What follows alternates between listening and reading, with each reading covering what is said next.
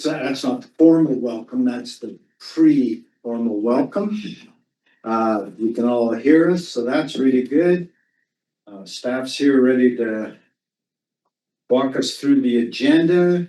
I'm counting down to 9 o'clock. It's 9 o'clock. I'd like to call this meeting to order on Wednesday, August 5th. And this is our August Water Services Committee meeting.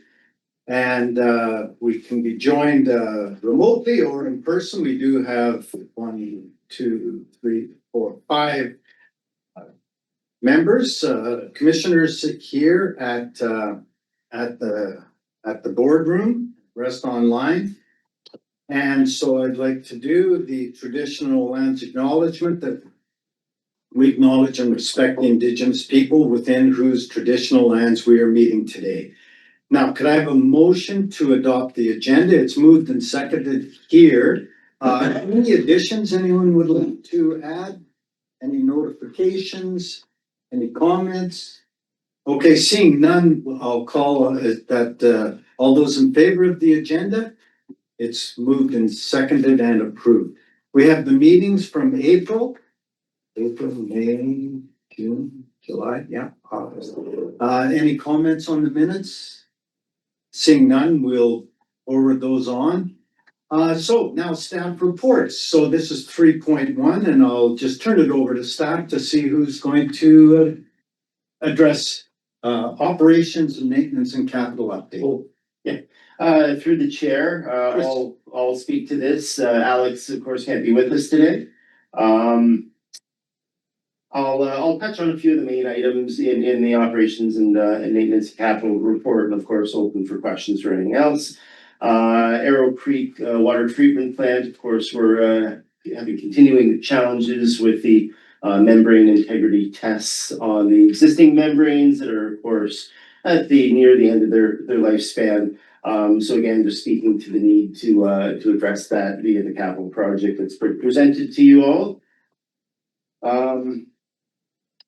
Erickson, I'll touch, mainly focus on the meter project there.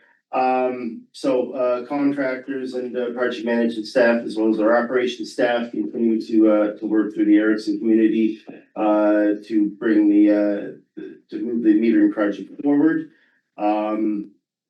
All 5 contracts, there's 5 separate contracts to deliver the metering project in Erickson. They are all moving forward.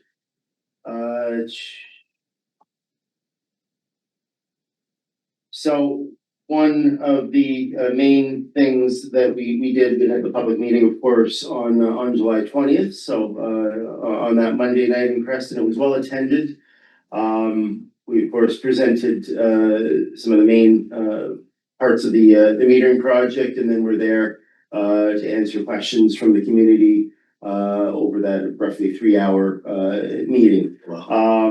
You know, had a lot of feedback, had a lot of discussion, had a lot of follow-up discussion from that meeting. One thing that we have done, we've delayed meter installations on agricultural properties, larger agricultural properties during harvest. So you know, we heard from some of the producers that this was nearing or aligned with their peak times, and we are you know, prepared to be a little flexible with that project rollout to accommodate that.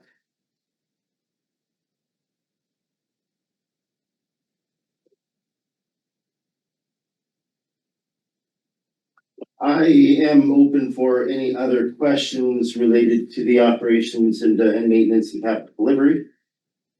Okay, so we've got some questions here, so I'll go to Director Popoff. Go ahead. Yeah, just a quick question, and maybe we can take it offline, but Roseberry. I understand the owner of that property is thinking of expanding the subdivision. Has there been any further development on this? Through the chair, there has. We've been in contact with the developer and provided guidance and proof of water, so to speak, from our end for that development. Okay, thank you. Good. Yeah, If I may expand on that, so there was a little bit of a discussion around the requirement for upfronting the connection fee to hold it in security, we feel that was unreasonable in this situation, just for the approval of that subdivision that was potential subdivision that was already discussed at the time when we originally took that system over. So we said that that security can be placed when the actual subdivision is being approved and the connection is required. So we had some discussions, some concessions in regards to make it more feasible to proceed with that. Thank you. You good? Okay, Director Jackman and then Ernie.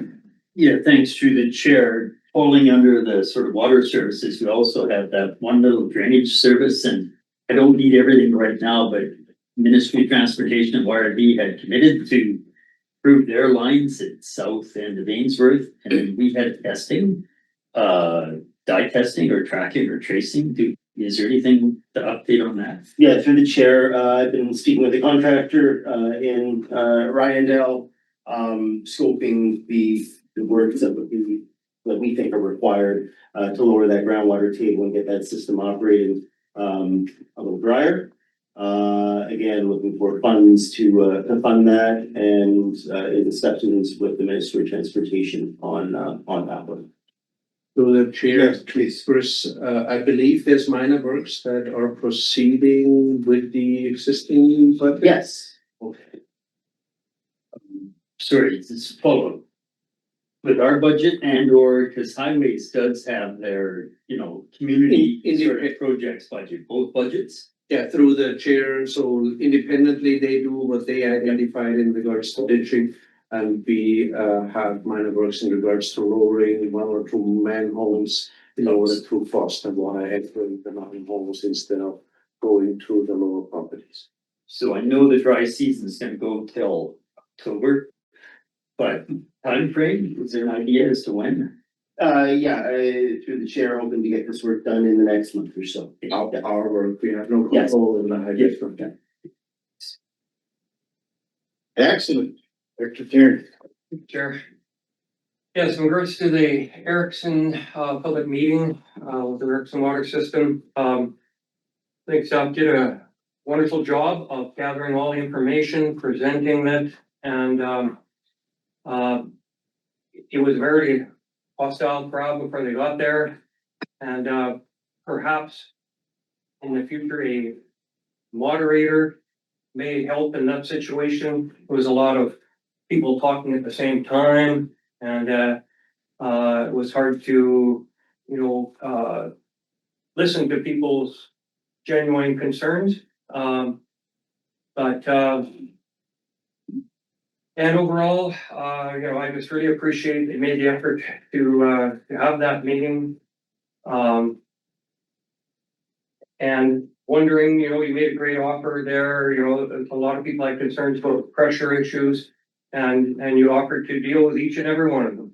Give us a call, contact us, we'll look at your individual system and see what the issue is, if there is an issue, etc.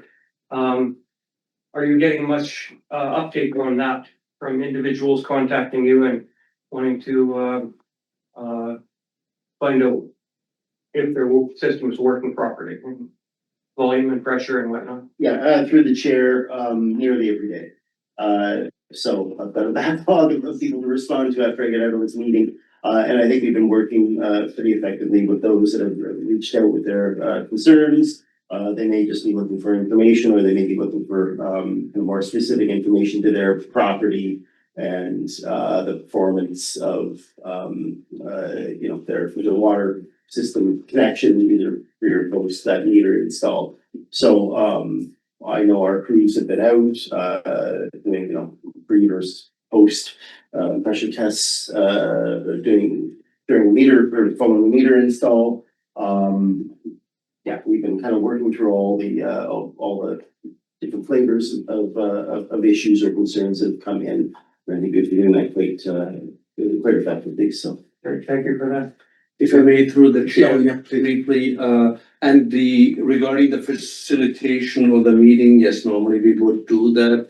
We have to understand that this meeting was in that form not originally planned. We had a plan to meet with the advisory committee first and then have a public meeting after we have first results from the metering in order to present data, in order to present any kind of successes from finding leaks and reducing consumptions that way. That didn't happen that forum, so we had an ad hoc meeting, if you want, so that didn't allow for proper planning with facilitation and other development that we normally would do for a meeting like that. This was, if you want to call it that, an emergency meeting in order to address the ever increasing opposition that we got to metering based on rumors flying around in the community. You good? No, I'll follow up. Yeah, or not at all. Yeah, and for the Crescent Valley Services Committee meeting, I've asked for basically the same, if you could review what you heard and what you learned, and what communication you're having with people, just so that those following the meeting will understand that you are addressing it and dealing with each and everyone's requests. I had a wonderful experience yesterday, going and spending time with the Reichert's water system, who have just finished, well, maybe 3 weeks ago, finished the installation of 28 meters on their system, with another 6 properties coming on, and they are ecstatic happy with having those meters and finding out information that they didn't know, where leaks were, where overusage is, and they're just a great story to tell is the results that they're getting from metering. They're over the moon happy about it, and so it's a good example of how, you know, you can find out if your system is tight and not, you know, spilling water, wasting water, etc., because they don't have much choice. But they're doing a good job of monitoring their reservoirs, and so it's great success story. If I may, and part of the story is not only finding leakage, but overusage. And first results in the metering clearly state and show that some users, particularly in the peak periods of regular use during the day, have usage that in some cases is 4 times the allowable volume that they should be having. And the system is simply not capable of delivering that. So they use water on the backs of others that then have pressure losses and can supply higher lying areas. So there's an overall picture that we are trying to explain, and that the outcomes of the metering should hopefully result in a more equal distribution of a very rare commodity ultimately that we have, and with ever decreasing creek levels, and Goat River is an example of that, similarly Arrow Creek, that is essential if we want to try to continue to deliver water for the agricultural sector out there. Yeah, exactly that. What they found was, you know, one particular user, an older couple who, for some reason, were using 3 times as much as anyone else on the system. And when they looked into it, talked to them, the reason was they were watering the perimeter of their property, the bushes, because they're scared about the fire hazard. And they have to explain to them, this is affecting everyone else on our system. They've got a very limited supply due to some logging their catchment area, and so they got to explain to them that, you know, we're going to have to charge you more, and so that's going to resolve it for them, and so they're very happy anyway. Thank you. Excellent. In a minute. Okay, good. Dr. Weatherhead. Thank you through the chair to Chris. I just wondered if we are, if you're getting anywhere with the Burton water system, with the water quality concerns, as it's been so many years that there's been detection of SCARP virus. Is there any movement on being able to add hookups to that system at some point in time in this current way that we're running this system? Yeah, through the chair, I mean, we've certainly got, ongoing water quality information with the Burton system. So I mean, we can leverage that, we're available. Again, we are challenged with a system like that though. So, I can't provide a really fulsome response right now. But in our talks, upcoming talks with IHA, we can certainly, bring that up and speak to it. And I can report back. Thank you. Go ahead. For clarification, we do not sample for viruses, only for coliform bacteria. This is one of the two systems that we manage not in full compliance with the regular criteria that IHA applies. But so we have that risk management strategy that supports what we are doing currently. It was a community decision at the time. If we want to revisit that, and it is relatively simple, chlorination only would address the full treatment of that well source. But at the time, last time we checked, the community wasn't supportive of it. Okay. Dr. Cunningham, welcome. Thank you, and I I apologize. love your shirt, for those of us, Lutney grown back in the day, very nice. Those of you who remember, right? Yes, Thank you. My question is, do we have any meters that also post time as well as, so we can know the time of excess usage as well as the. And those are the big ones. None of the house meters have that, do they? Yes, through the chair, yes, they do. So they provide a full-time series of water use. So yeah, timestamp along with the flow. Oh, okay. Yes. So I was just wondering, because I heard it mentioned that certain times of the day, certain people are using lots and lots of water, and I was just wondering how you can do that. So it's easy for us to determine peak quarterly hours, consumption, things like that. So as Chris pointed out, it is an ongoing flow. I don't know if it's every minute or whatever, or every few seconds that there's actually a data point generated. So we have the capability of seeing peak minutes. My question, the meters then that are installed, I assume these are the ones that we put out at the road at the point of Near entry. the property line. Yeah, and do they have batteries that we have to replace every so often, or? Yeah, 20 years. Well, that's not They have a bad. 20-year battery typically, yeah. The majority of the flow meters that are going in for phase 2 of the metering in Erickson are ultrasonic as well. That means that they have no moving parts. They measure the flow ultrasonically, but very low battery usage, lending to that long life. But it's not a battery replacement, it's a meter replacement. Yeah, thank you. Okay. I was sort of curious about the actual mechanics behind it. Yeah, thanks. All right, seeing none online, and we've had our questions here, so why don't we just move on? Through the chair, I can certainly answer any questions you have on the water quality report. Okay, we'll pause for a moment, let people catch up. And seeing none, we can go back if something pops up. Okay, go ahead with the verbal report. The verbal report, the grant opportunities update. Through the chair, I had planned to come with the report requesting staff, the board provides staff direction to apply for an upcoming grant.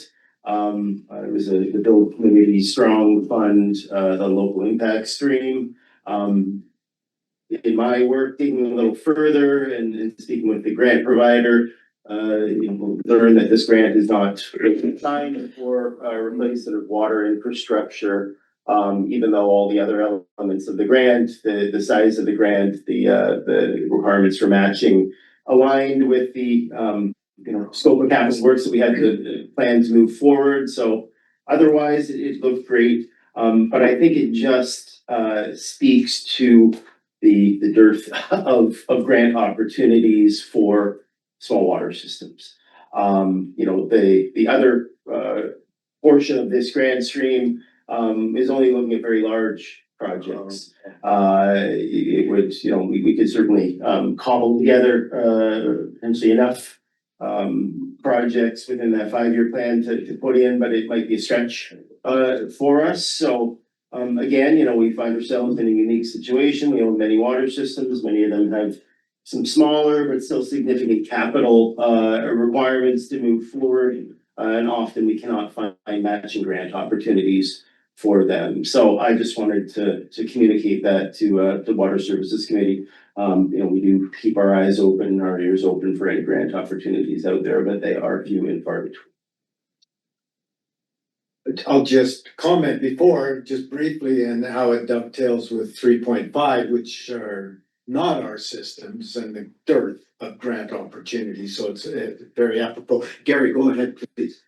Yeah, I mean, we'd take a large 100 million for the first phase of alternative water supply for Canyon Lister in that area that Director Kearney was just talking about. Windle Irrigation District, we're gonna sit down with Minister of State Anderson this afternoon and talk about their continual small expansions. They've been getting some money from the ag funding stream.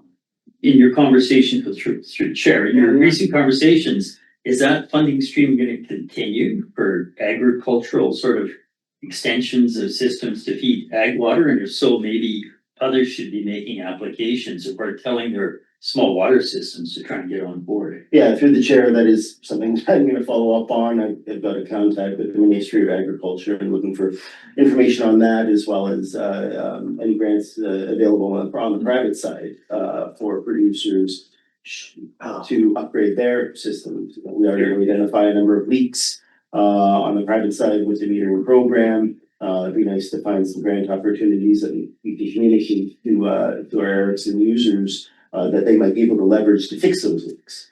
So I can certainly report back on that.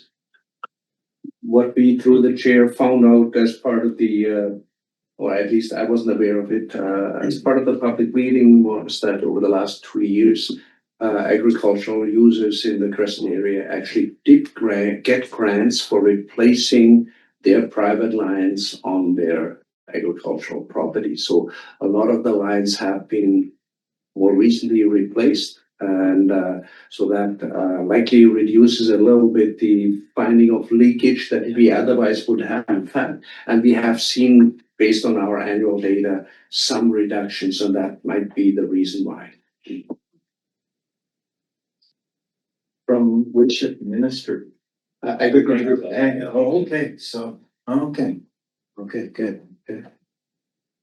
All right, where are we at? Any questions online? No? All right, grant opportunities, okay. Chair, Chair, I'm on chat. Oh, Chad, you'll chat. We need to, please go ahead, Director Watson. Yeah, thank you. So Chris, I'm just curious, the current grants that you were talking about, which agency are those through? Is that Municipal Affairs? Is that Walrus? It is Pacific Can and UBCM, I believe. So these are the general streams that are managed through UBCM as senior government grants. They are not specific to a single ministry. Okay, follow up. Yeah. I think it's really important. We do have an opportunity with the minister tomorrow. Friday is not so much about this, but I think it's really important to note not just watershed management, but also small water system supports. We've been advocating for this for 2 decades. So I think it's important to include that in any discussions. Also, is the community works available for the areas where you're trying to apply for grants being assessed for availability? Through the chair, yes. We've got community works grants from the director available for those 2 systems. It was Burton and Fulton. In fact, if I may, They are already approved or coming forward? They are coming for approval. So we have $200,000 grants for, two systems in coming forward for approval. I'm assuming the question was regarding Burton and Foki? It's just regarding anywhere we're looking for grants for water systems where Community Works is eligible. That should be one of our top criteria, is that the Community Works is assessed from that area. Yeah, go ahead, Gary. Yeah, good Yeah. conversation. Go ahead. So, yeah, this afternoon, I'm gonna sit down with Minister Anderson and Window Irrigation, Rep Kip Cantrell, and just pulled up one of the things he sent me there. Funding streams are accessing, he calls it his multi-source stack. Primary pathway, he says, is the AWP stream 2, that's the Agricultural Water Program, I think. 50% up to 2 million.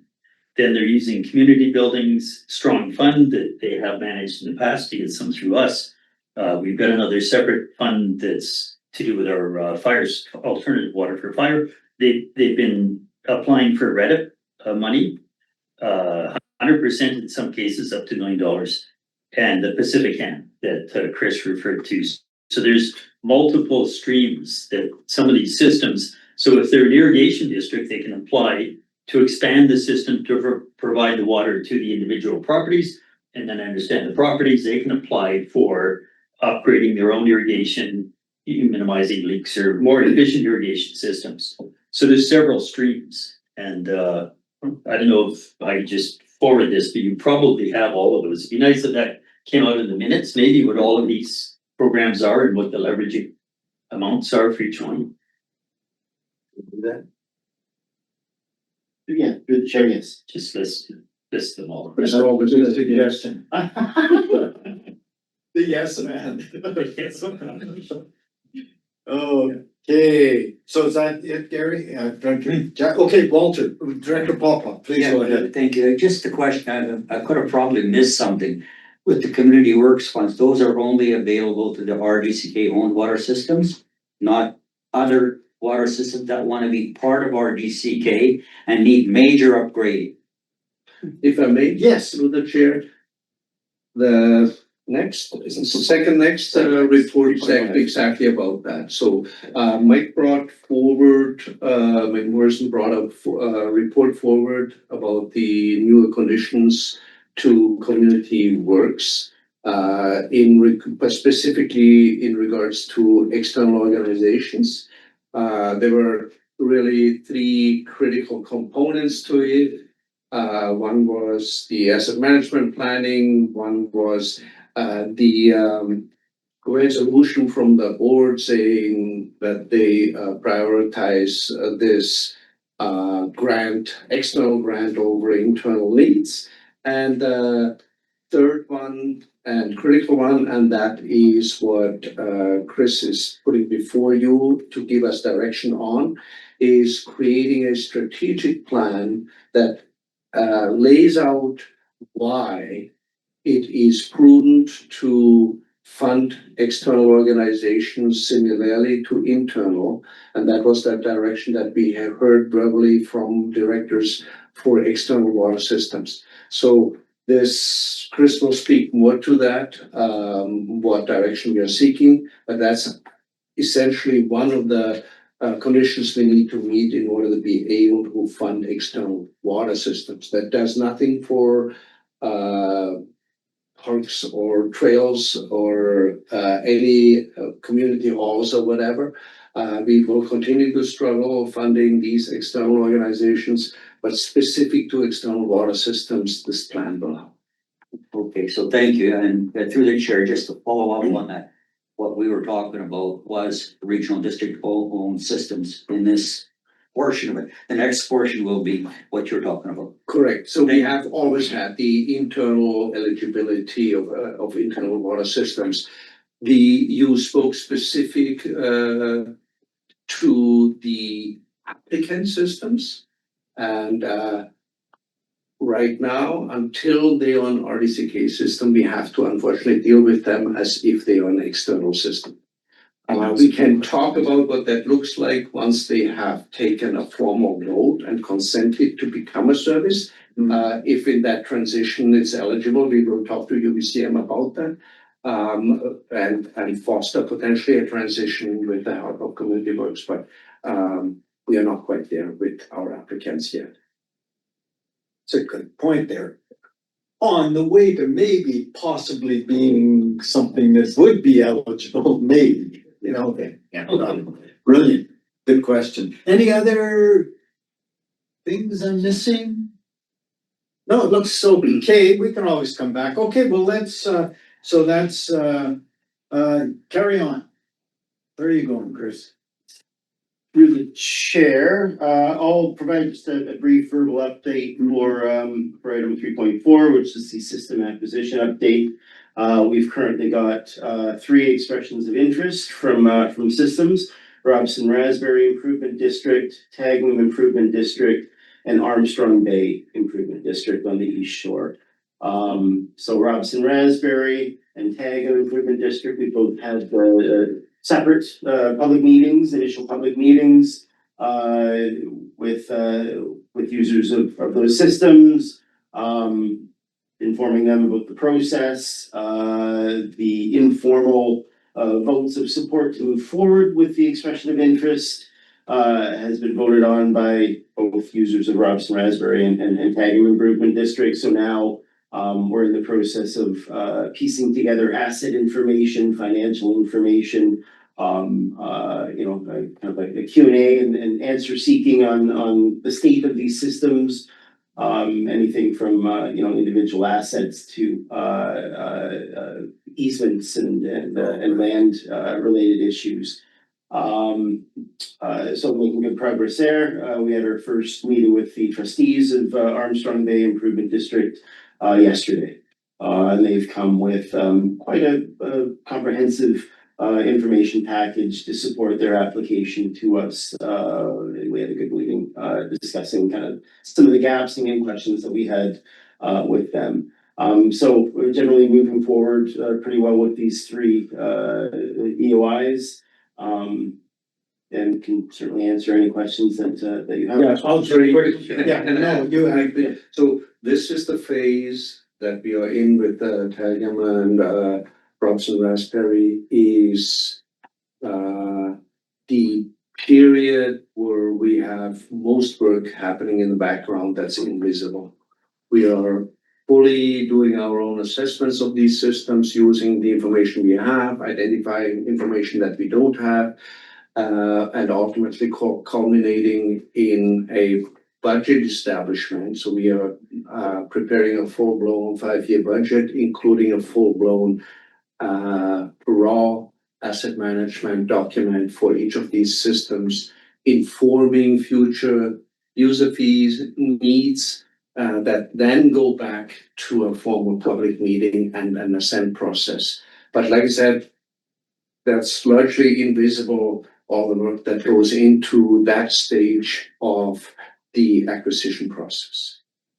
The chair's going to ask a couple. I'm going to go online first. So Cheryl, you're next, and then who wanted to? Walter and Gary? Just let me get a list here and then I'm going to ask. So this extensive behind the scenes thing is for the public to know is funded. How did the board decide to fund the acquisition process? Just quickly. So we, From what do you want me to? sure. I mean, it's from It's A103.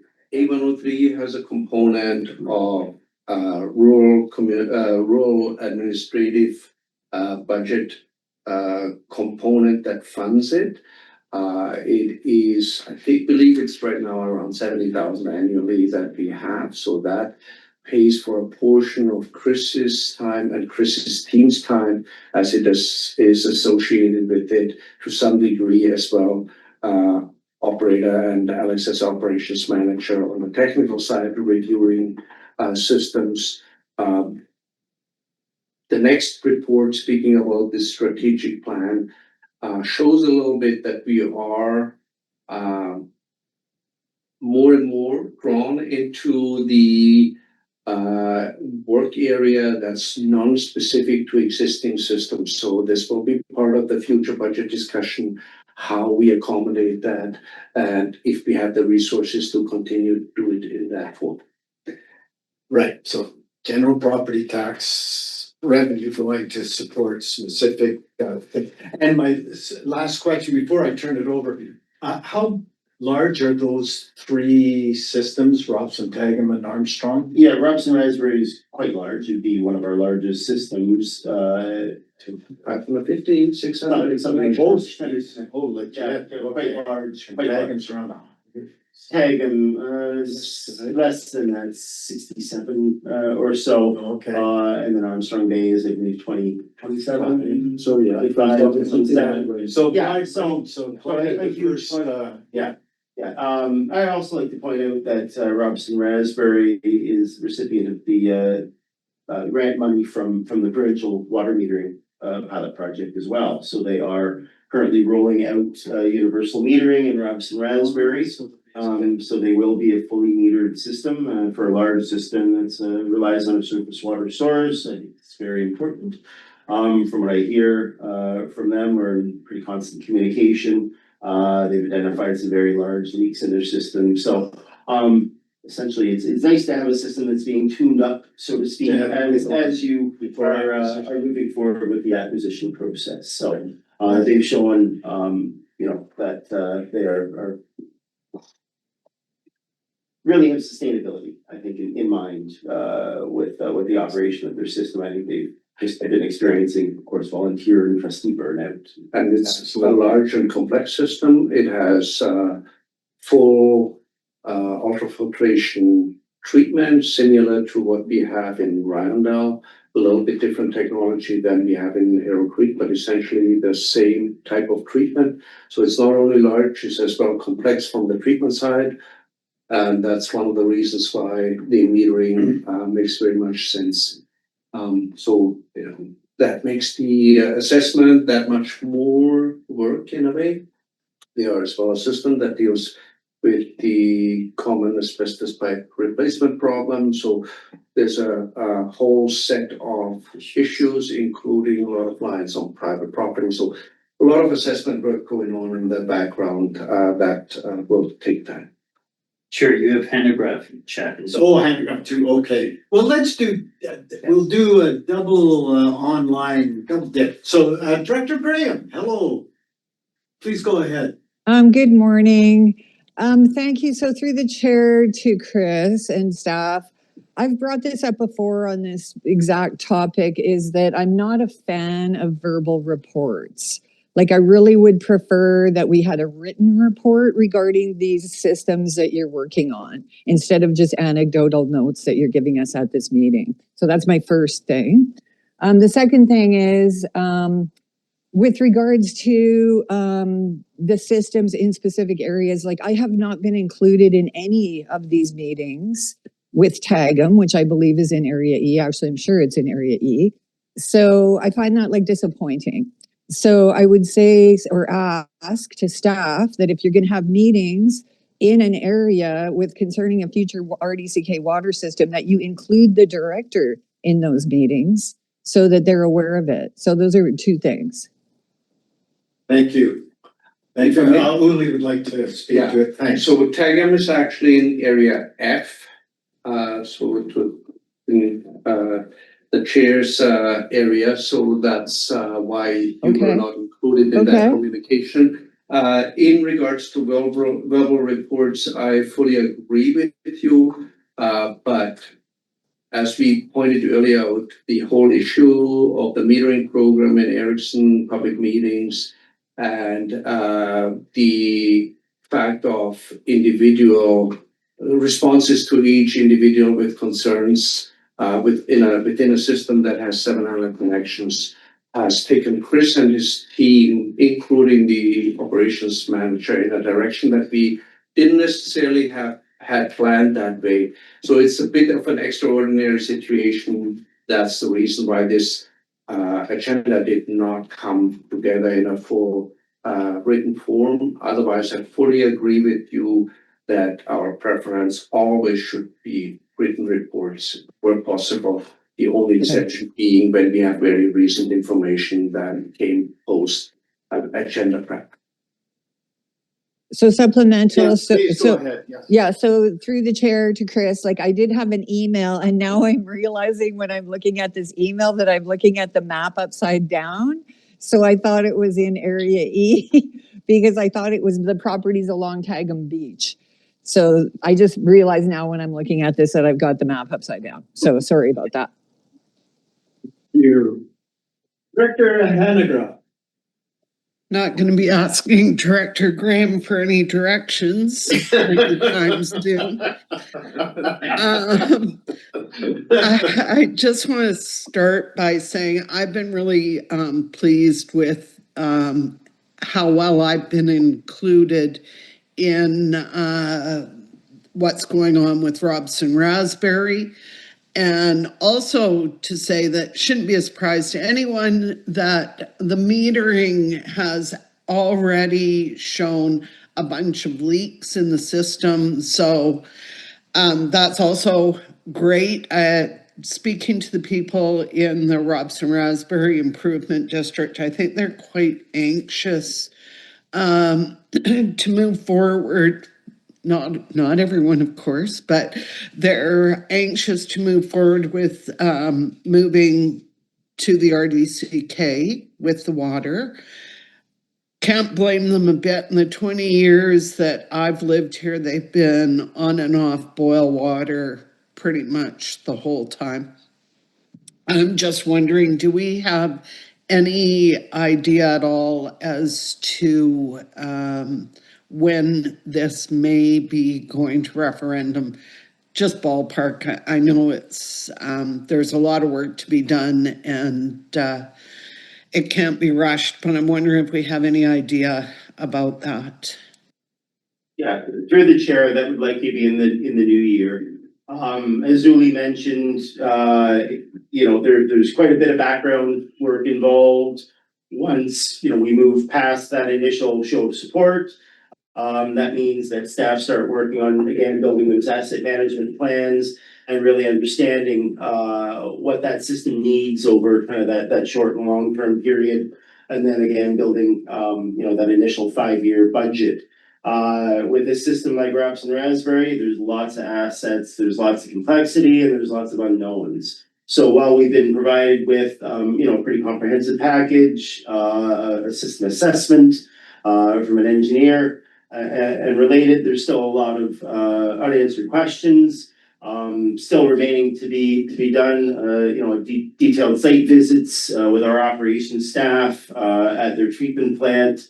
A detailed walkthrough of their system to understand where we might have, challenges on private property where, lines are located on private property. Again, with these systems, the mapping is not always complete. There's gonna be, some unknowns, but we are trying to, plug all the holes that we can, answer all the questions that we can and really understand what we might be acquiring. So again, that takes time. Julie wants to add something. Through the chair, I replace one statement in Chris's sentence with certainly. It will not be likely, but certainly next year that we get to a vote simply because of the complexity that's there. What likely is going to happen is that we come to this Water Service Committee at some point and ask for direction in regards to what risks we are willing to accept. So when I say risks, there is a tremendous amount of work required in regards to easements and statutory right-of-ways and line location clarifications and things like that. There may be a point where we say, okay, from this point on, this could be done under regional district management. And that's the point where we come to you as directors and say, are you authorizing us to proceed with acquisition, even that some of these items that we like to have completed, is it acceptable to proceed with the acquisition process? So either in 2 or 4 months from now, we will be here at a Water Service Committee meeting, having that discussion with you, frame the overall situation of that system and the next step, look for authorization of the next step for the acquisition, should everything else work out. Supplemental, if I may. Yes, please go ahead. Just to plant a bit of a seed, we have a revised referendum date for the walking track and arena, which is February 6th. I don't know if it's possible to piggyback on that or not, but I wanted to flag it for you just in case we can realize some cost savings on that. That's a good point. Thank you very much. I've got 2 speakers, but the chair is going to just ask, would the referendum question say with the anticipated annual fee beginning at 2,000 a year? It will have the full 5-year financial plan that we are proposing attached. It will have caveats that explain that there's certain unknowns that can change this, like with any of our budgets. But generally speaking, the full financial information for the 5-year plan will be before the residents that make that decision. Thank you. My speakers list is Director Popoff, Director Jackman. Go ahead. Yeah, thank you. And this is a generic question, not specific to Tagum or Robson or whatever. How do you gauge support from the water users to move forward with acquisition? Is it at a public meeting? Is it a mail out to the water users? How do you gauge the support? Yeah, through the chair, it's an informal vote, and it's led by the system that's inquiring. So, RRID, for example, I think included, the questions on, bill mail out, to customers, and the customers responded back in a number of ways, either, hand dropping off their response, or emailing a response. So that kind of shows support to move forward with the process is applicant led, but within some bounds. And 63%, 66%. Yeah, there is no threshold there, but it is informal because it is not making a commitment. Yes, it commits us to do additional work, but obviously, if there would be only 3 respondents in a system with 500 connections, that wouldn't cut it. But if we have a significant response with a significant majority supporting the process, then we move forward. The supplemental fund. Yeah, I think you've answered some of my question here that I was going to ask. Is the responsibility would fall on the water system with their mail out bills or whatever, and when they get that, and we would gauge if that's a majority of the system, like you say, 500 users, if only 200 said yes, and that is that. If there is, let's say, 250 respondents and 200 are in favor, we will still consider that a clear commitment to proceed. Also responded. Thank you. Great, Director Jackman. Yeah, thanks through the chair. So on Armstrong Bay, and I'm just pulling up my emails, I think it was back in May, Uli, and you would have engaged. Thanks for meeting with them this week. Their AGM is Sunday. I think I'm gonna say, and I've sat in on a couple of them over the years, just off and on. You mentioned a package of information. I don't have that right now. Can you forward that to me so that I'm not trying to read stuff Sunday morning when I'm sitting with them? Through the chair, yes, of course I can. Now, are we speaking the package of information that Armstrong Bay provided to me, or the technical information that I'm providing them to communicate to their? What they provided to you, please. What they, yes. Yeah, because I expect that's gonna be laying on the kitchen table, literally. It's pretty much in one email, so I can certainly forward that off. And just so a little different. And we can, probably should after the meeting, speak briefly about the pieces that are still missing. Sure, okay. Oh, good, okay. All right, so seeing no one else, we'll move on. Go ahead, Chris. Yeah, through the chair, item 3.5, is the Regional Water and Wastewater Sustainability Framework. Guidance tools for supporting third-party water and wastewater systems, including community works funding. So, staff continue to see requests from non-RDCK or third-party water and some wastewater systems. Generally seeking assistance with engineering, asset management questions, project management, grant-related questions, governance-related questions, kind of all the manner of issues that crop up in running a water system. And in some cases, inquiring about financial assistance. At the same time, the board has of course adopted the water and wastewater systems acquisition plan and policy. So I mean, that's one route for, third-party systems if they are in a place where they think that acquisition may be beneficial to them and their users. But it's not always the right path. There's certainly a lot of third-party systems, and I think we've got somewhere probably approaching really 400 or so water systems, third-party water systems within Central Kootenay that are on their own. A lot of these systems are or can be fundamentally sustainable. They might just need some assistance, and again, that assistance can be the administrative technical support that staff provide upon request, or maybe financial support.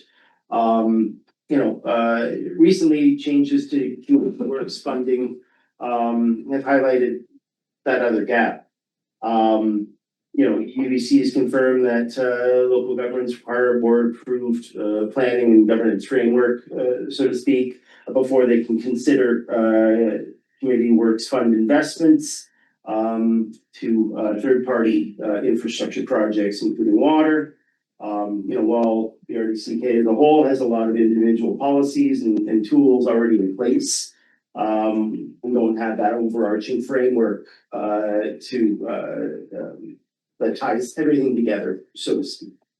So, the recommendation before you today, and then that report summarizes all this. Not seeking any new funding, but we are seeking for direction to staff to develop a framework that would provide a transparent and defensible process for making future decisions, including on providing community works grant funding to third-party water systems. Okay. Great, so Director Jackman? Yeah, the recommendation, which generally I support, it speaks to developing water and wastewater frameworks. We need to do the wastewater right now. Does it complicate things? Would they end up being kind of independent anyway? Because water is obviously a core business for us, and wastewater keeps raising its head intermittently. Stack, what are your thoughts on wastewater?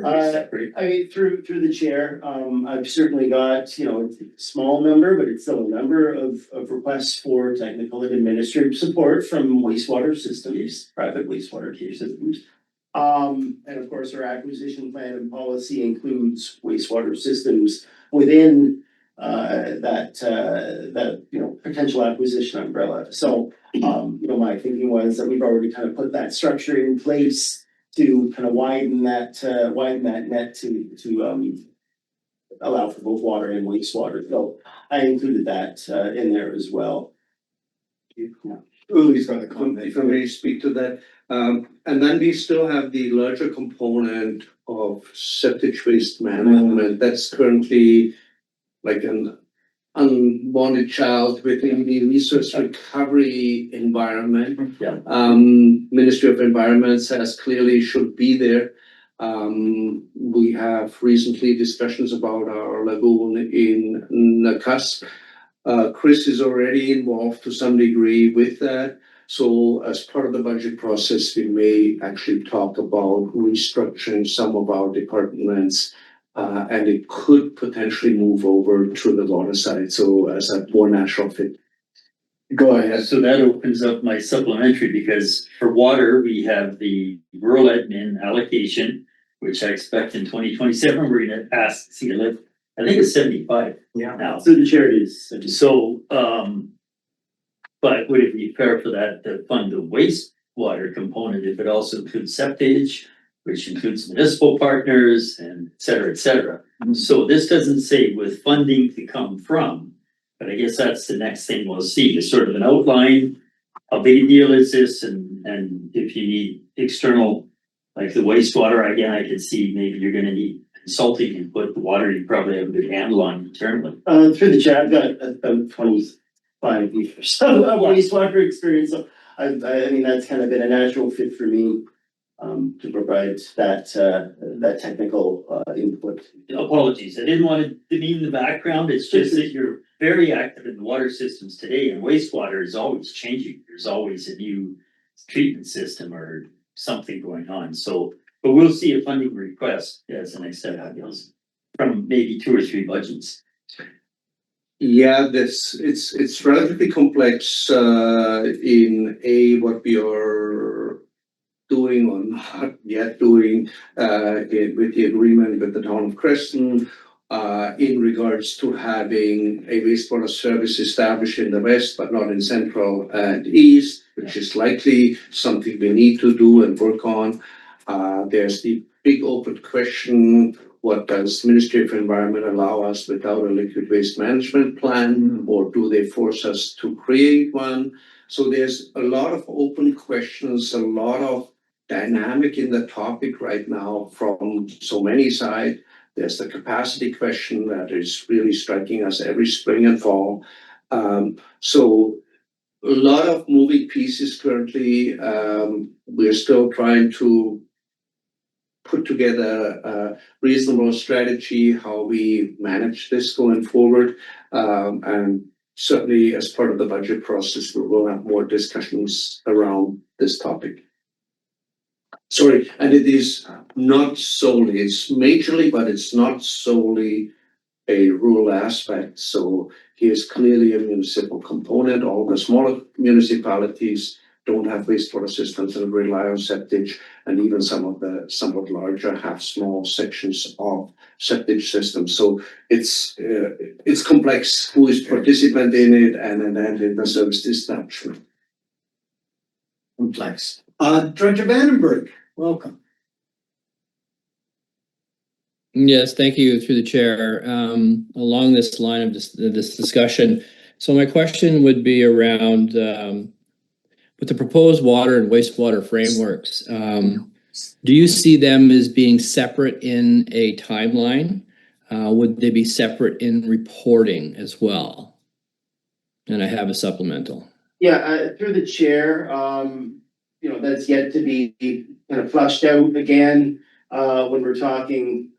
I'll group them both into water assets. The asset management assumptions and processes is kind of the same for both water and wastewater. So I think a lot of the work that's required is similar between the two.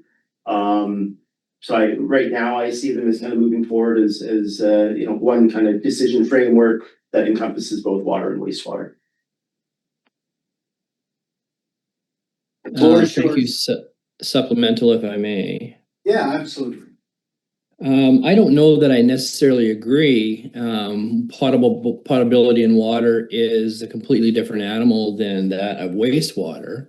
But I guess my question would be, in terms of the timeline, what do you anticipate now that you're blending two major things together?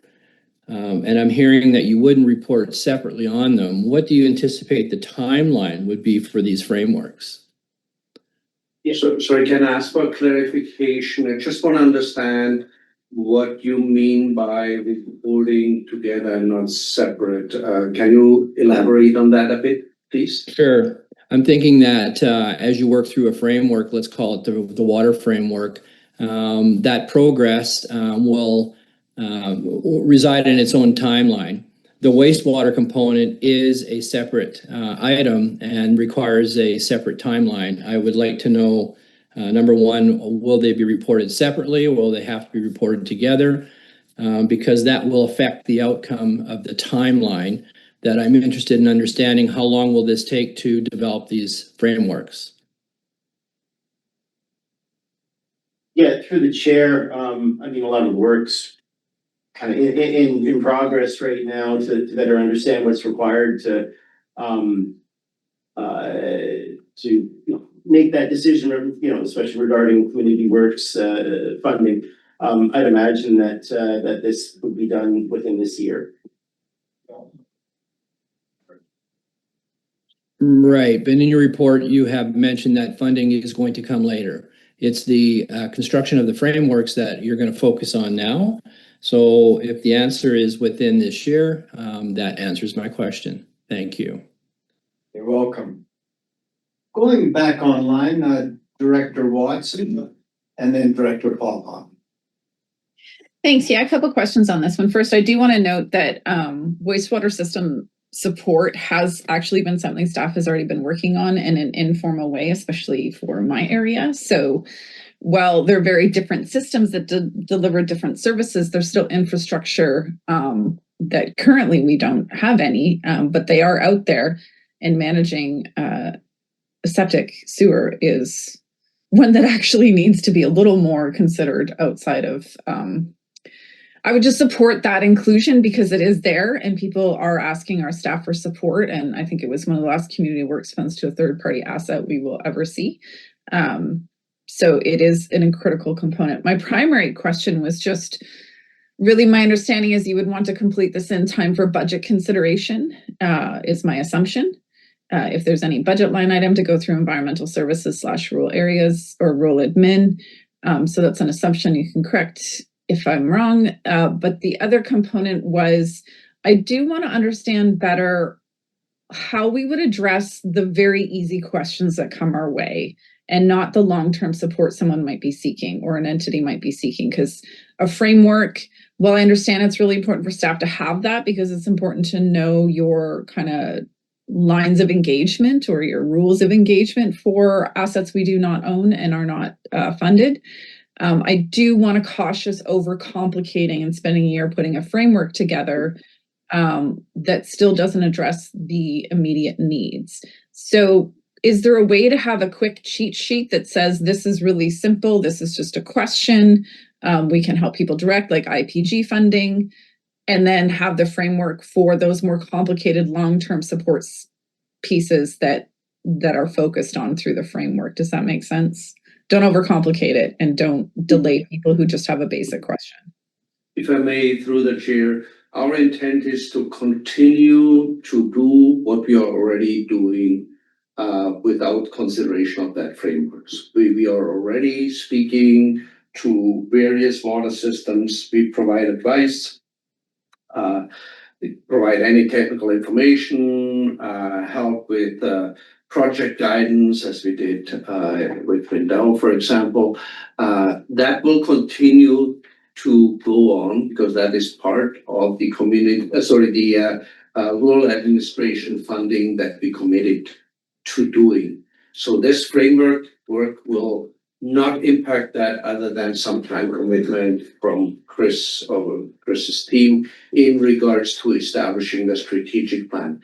The strategic plan is largely driven by the requirement from UBCM to have a document like that in order to provide community works to an external organization. And we have heard clearly from the directors, I haven't heard otherwise, that there is a continued intent to fund external systems. Without that plan, we can't, without running the risk of having to repay the community works funds. So that's the driver for this plan. It will not change what we are doing right now. It may identify what we are going to do in addition in the future, but it is not changing what we are doing currently. We continue to provide that limited support as we have all along. Supplemental? Yeah, just on the timing piece, is it correct to assume that the goal is to have this completed so we understand what budget implications there are?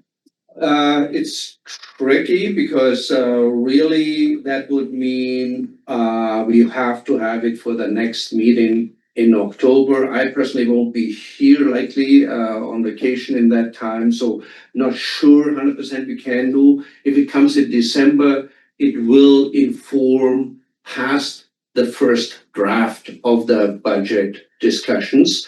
But that doesn't mean we don't have the information that's essential for the budgeting process that's coming out of that. And quite frankly, I'm not so 100% sure it will have huge impacts on the budgeting process, other than that decision-making around how much of rural admin funds could or should be assigned to do how much of external support work. Quick supplemental. Yeah, no, for sure.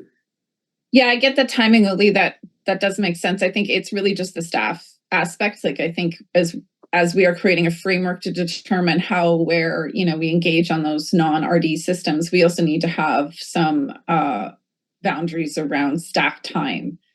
We know you're not excessive in available time. So that would be the main thing I'm looking for budget next year, is what kind of staff time needs to be available for these potential support systems. Thanks. Very true, and we definitely will have the resource discussion as part of the budget process. Yeah, I think that's a good point, because in some sense, we could reach a tipping point where the demands on staff, even though we funded it, exceed the actual staff capacity. And then it's all of a sudden, oh, well, we need another staff. We got the money, but we don't have the people. So that's a very good point. And If I may, so, and there's additional draws that weren't in that form there. So the acquisition process accelerates. We have 700 meters in Erickson, potentially in the future, another 550 meters in the Robson Raspberry Irrigation Improvement District.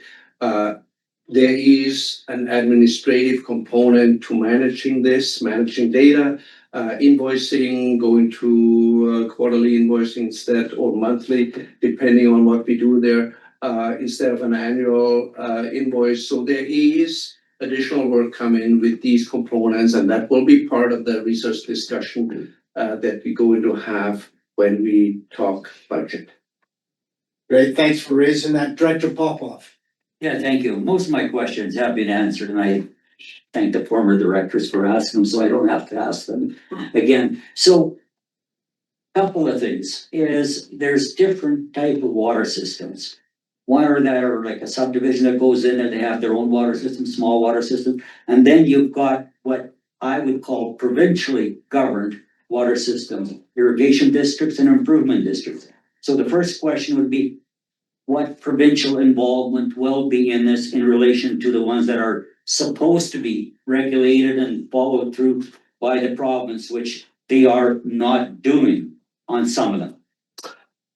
A very good question, actually, because all three systems that we are dealing with currently in the acquisition process are improvement districts, meaning they are provincial entities, they are their own government, and there is a vested interest by the Ministry of Municipal Affairs, I guess it is, to continue with that process, right? They have a long time knocked on our door and said, we would love to convert improvement districts to regional district entities. We have not had the specific discussion about potential funding attached to that, but that's certainly something we should in the near future have, and see if there is possibility of the province funding transfer of these systems to the RDCK. So supplemental that, I've been working on this since 2016 and going in and meeting with different municipal affairs ministers. And I've met with 3 of them. And all of them said no to funding. They said they have to be taken over by the regional district. So this is what I'm looking at, is what financial support will the province provide to the regional district when you start looking at those improvements that are not part of our service? Yeah.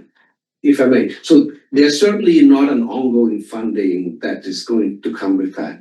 But if there is a seed funding helping the transition process, if there's certain improvements that are required for us to take it on, then that should be the discussion. And I think we probably, we soon will have likely another meeting in regards to a small water system in Tom's area near Nelson here.